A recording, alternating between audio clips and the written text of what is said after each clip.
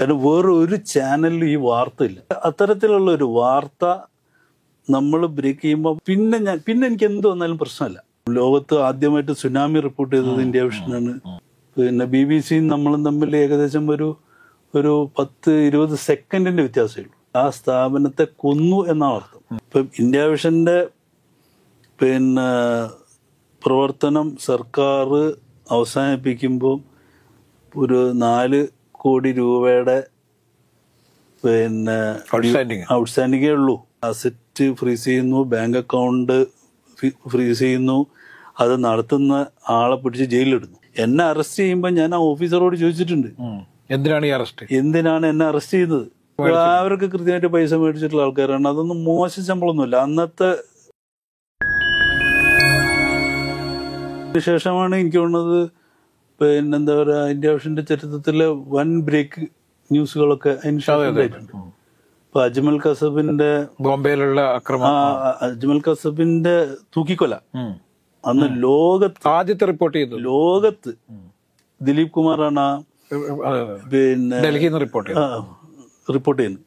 ആ വാർത്ത എയറിൽ രാവിലെ അജ്മൽ കസബിനെ തൂക്കിക്കൊന്നു എന്നുള്ള ബ്രേക്കിംഗ് കൊടുക്കുമ്പോ സത്യം പറയുകയാണെന്നുണ്ടെങ്കിൽ എൻ്റെ പിന്നെന്താ പറയാ ഉള്ളു കലകിപ്പോയിരുന്നു. കാരണം വേറെ ഒരു ചാനലിലും ഈ വാർത്ത ഇല്ല. നാഷണൽ മീഡിയയിലോ ആരും ഈ വാർത്ത കൺഫേം ചെയ്തിട്ടില്ല.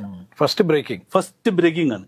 അപ്പൊ ദിലീപിനെ വിളിച്ച് ഞാൻ ചോദിക്കുന്നുണ്ട്, ദിലീപ് ഈ വാർത്ത നമ്മൾ കൊടുത്താല് ചീറ്റിപ്പോയാലേ ദിലീപ് അല്ല പണി പോകുന്നത്.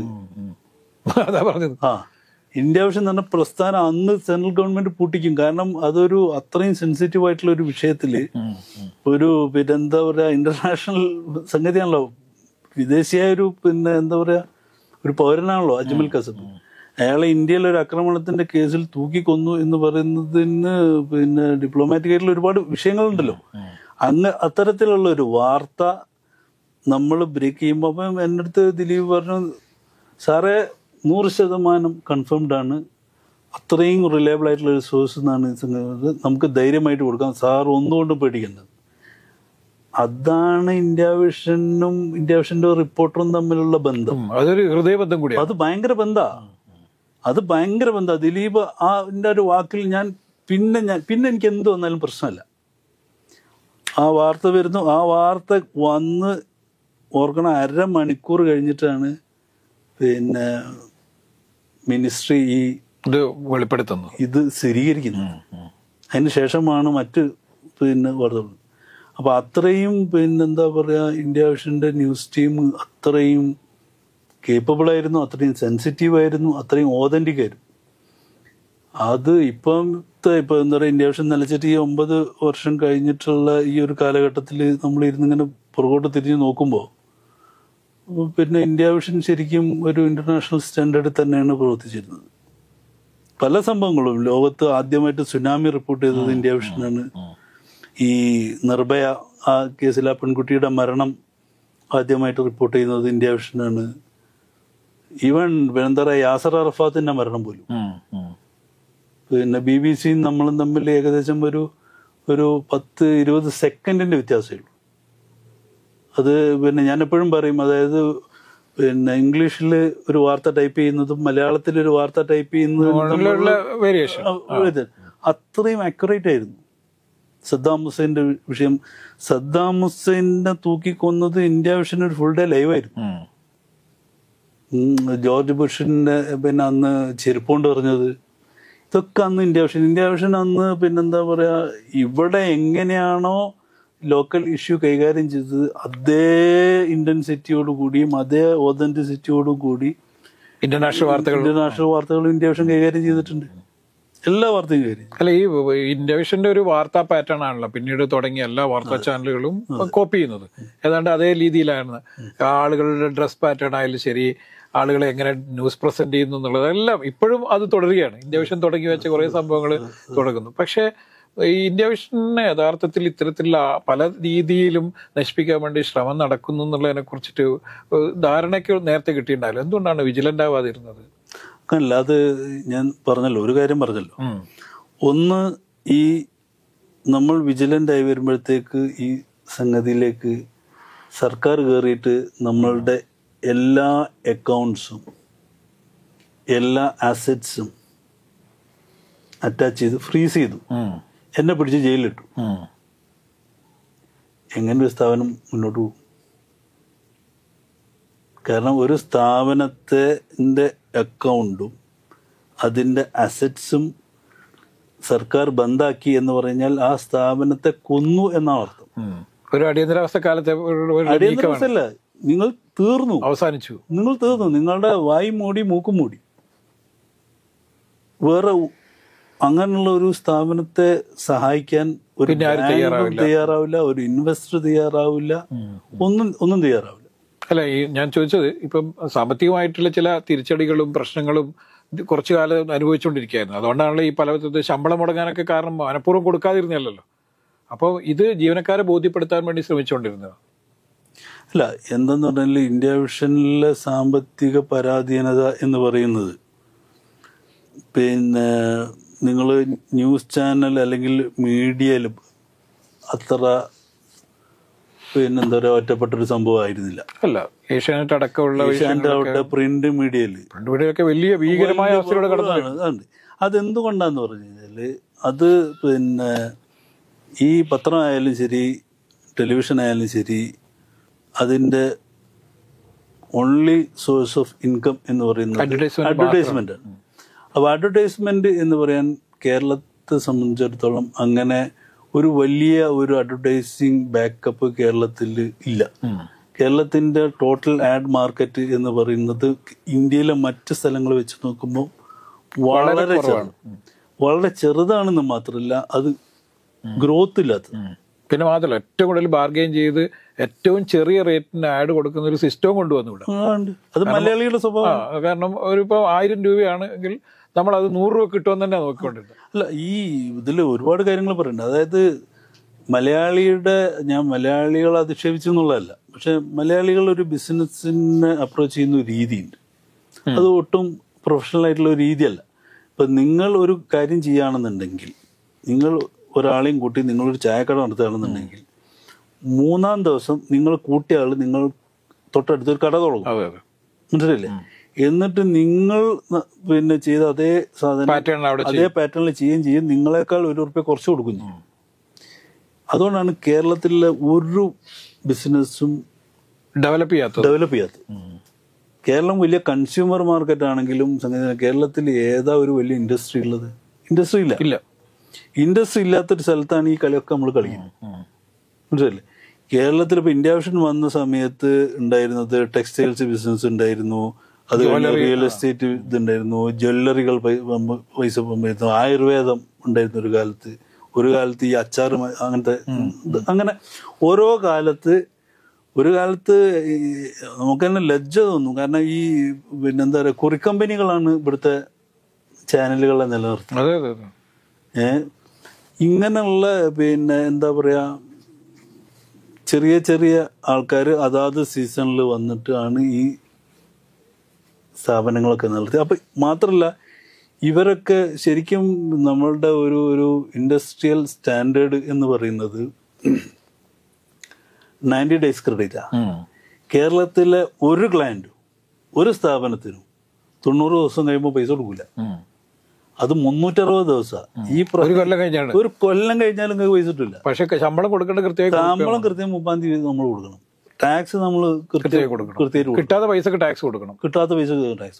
ഇപ്പം ഇന്ത്യ വിഷന്റെ പിന്നെ പ്രവർത്തനം സർക്കാർ അവസാനിപ്പിക്കുമ്പോൾ ഒരു 4 കോടി രൂപയുടെ പിന്നെ ഔട്ട്സ്റ്റാൻഡിങ്ങേ ഉള്ളൂ.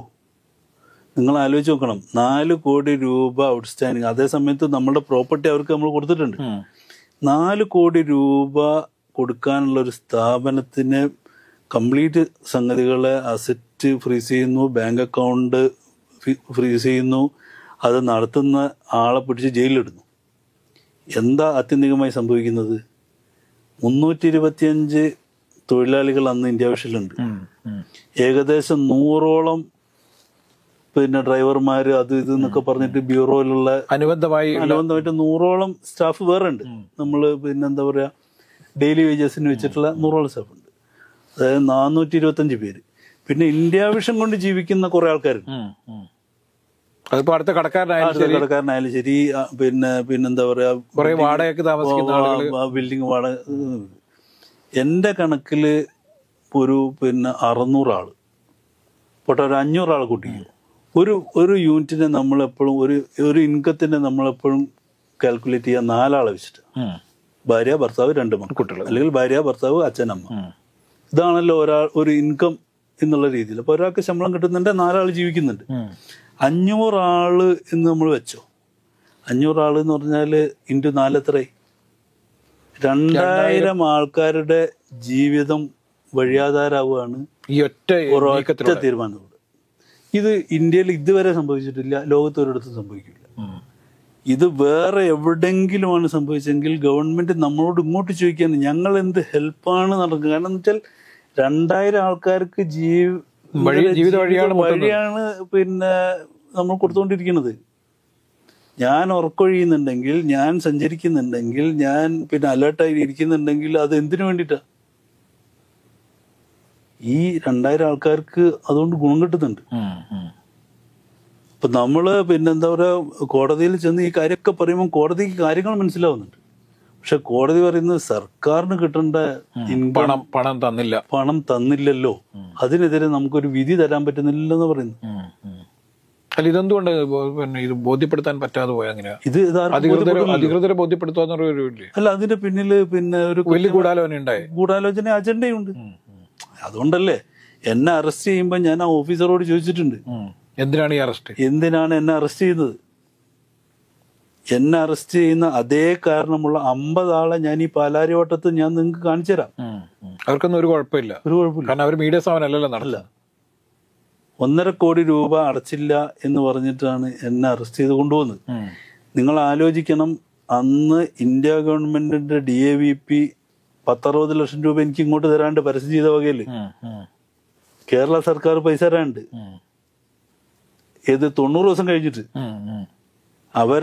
അതേ ആൾക്കാര്, അതേ ഉദ്യോഗസ്ഥന്മാര് നമ്മളോട് പറയുന്നു, നിങ്ങൾ ബില്ല് റേസ് ചെയ്തിട്ട് 90 ദിവസം കഴിഞ്ഞിട്ട്, അല്ല 30 ദിവസം കഴിഞ്ഞിട്ട് നിങ്ങൾ സർവീസ് ടാക്സ് അടച്ചില്ല, കിട്ടാതെ പൈസക്ക് ടാക്സ് അടച്ചില്ല എന്ന് പറഞ്ഞിട്ടാണ് നമ്മൾ എടുക്കുന്നത്.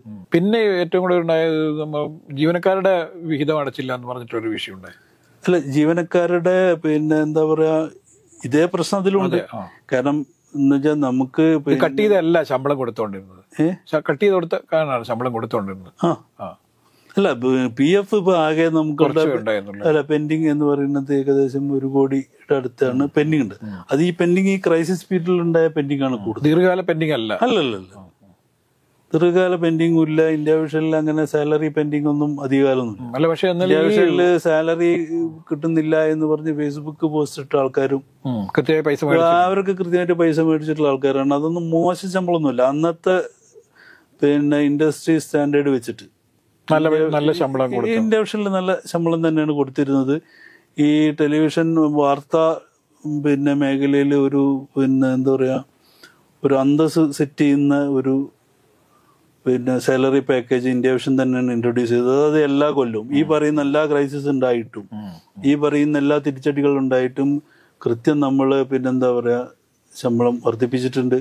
ആൾക്കാർക്ക് മറ്റ് സംഗതികൾ കൊടുത്തിട്ടുണ്ട്. ആർക്കും ഒരു ബുദ്ധിമുട്ടോ അല്ലെങ്കിൽ ഒരു സംഗതി ഒന്നും ഉണ്ടായിട്ടില്ല. പക്ഷേ ഒരു ടെലിവിഷൻ ജേർണലിസ്റ്റ് എന്നുള്ള നിലയിൽ കാര്യങ്ങൾ അറിയാവുന്ന ഒരാളും കൂട്ടത്തിൽ സീനിയർ ആയിട്ടുള്ള ഒരാൾ എന്നുള്ള രീതിയിൽ MP ബഷീറിനെയാണ് നമ്മൾ ഉത്തരവാദിത്വം ഏൽപ്പിച്ചത്.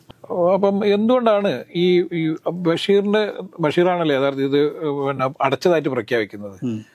അതിന്റെ പിന്നിൽ എന്തെങ്കിലും വേറെ എന്തെങ്കിലും നീക്കം ഉണ്ടായിരുന്നു? അത് ഇന്ത്യ വിഷന്റെ ബ്രാൻഡിന്റെ സ്ട്രെങ്ത് ആണത്. ഇന്ത്യ വിഷൻ ഇപ്പോഴും ചർച്ച ചെയ്യപ്പെടുന്നുണ്ടെങ്കിൽ അത് ഇന്ത്യ വിഷൻ എന്ന് പറയുന്ന ബ്രാൻഡിന്റെ ഒരു സ്ട്രെങ്ത്. ഇന്ത്യ വിഷൻ എന്ന് പറയുന്നത് ഒരു സംഭവം ഉണ്ടായിരുന്നെങ്കിൽ എന്നുള്ളത് എന്താ പറയാ, ഓരോ ജേർണലിസ്റ്റും ആഗ്രഹിക്കുന്നുണ്ട്. ഇപ്പൊ റിപ്പോർട്ടർ എന്ന് പറയുന്നിടത്ത് ക്രൈസിസ്, അത്രയും വലിയ ക്രൈസിസിലായപ്പോ നികേഷ് വേറെ ഒന്നും നോക്കില്ലല്ലോ, വിറ്റ് കാശ് മേടിച്ച് പോയി.